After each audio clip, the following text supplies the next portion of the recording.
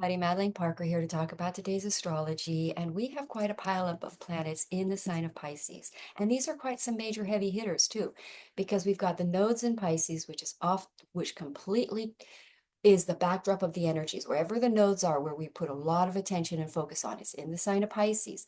Pisces is the last sign of the zodiac. If you were to cut the chart here in the middle, you have Aries at the bottom, you have Pisces at the top. If you were to consider each one of these a dimension, the Aries dimension is the dealing with the material realm. It's the most physical dimension. And then you cut Pisces is the highest dimension, the highest realm, the closest to the divine, but it is also the end of the cycle.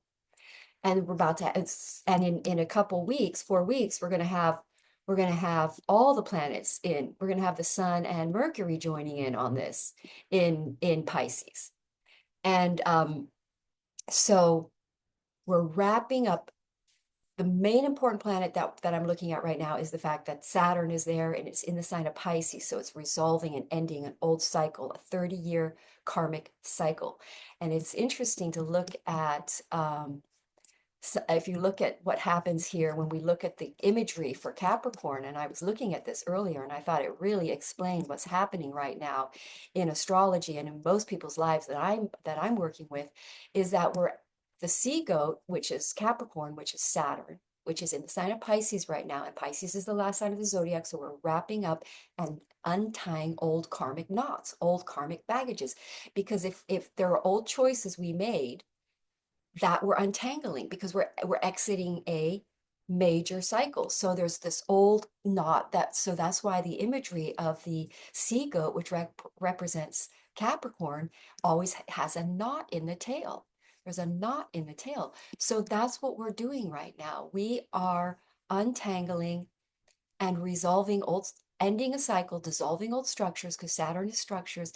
We're dissolving old structures, untangling old karmic knots, and all of that is in preparation for when we begin the new cycle in spring, when all these planets are going to pile up in the sign of Aries. And then it's like go time.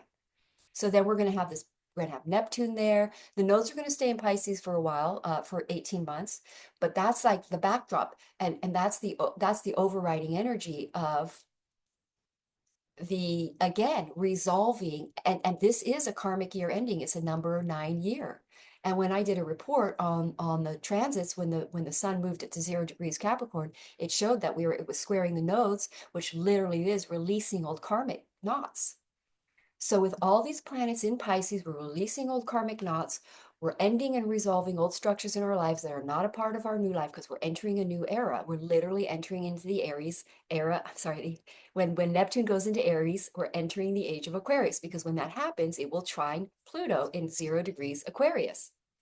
Now, the other thing that I need to mention about all these planets being in Pisces is Pisces is the highest dimension. It's the soul.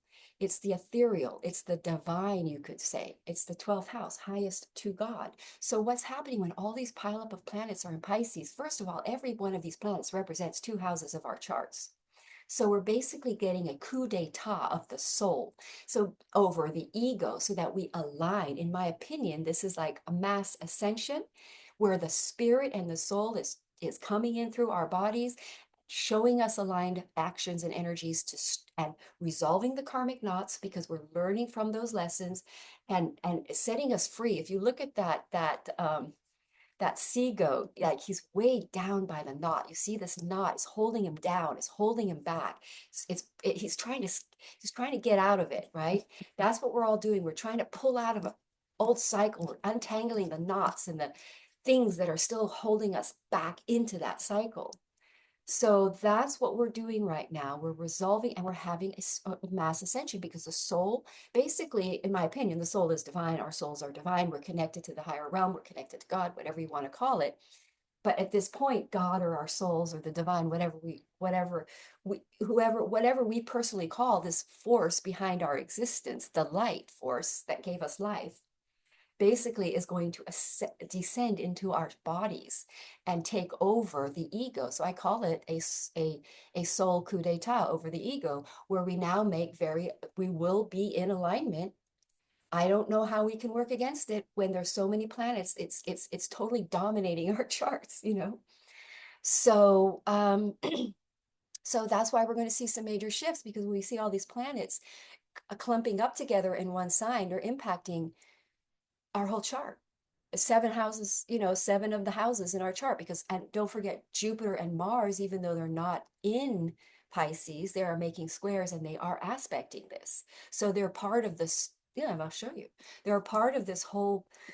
And don't forget, Jupiter rules Pisces. So Jupiter is connected with a square, which means we're resolving, we're being forced to do it, because Jupiter's with these kind, and plus right now as I'm talking, is the moon, oh no, it's not right now. Let's go to right now. So Mars is squaring the nodes and will be squaring every one of these planets, and then Jupiter will be trining and sextile. Oh, I'm sorry, take it, flip it. Jupiter will be squaring these planets and Mars will be trining all of them as they come through. And that's a lot of water planets, but Jupiter rules all these planets in Jupiter rules Pisces. And so Jupiter is retrograde, but by the time February comes, I think when the sun is in there, it won't be retrograde anymore.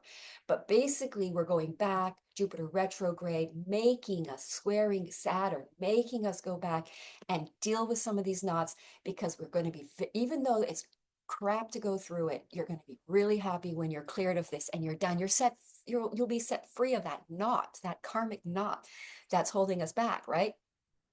So Jupiter is in the story, Mars is in the story. That pretty much makes all the planets. Now, if you look at the back, I look at the outer planets as the backdrop of what's going on. They're all going to move into masculine energies. We're going to be very go time, where all these planets are going to move into Aries.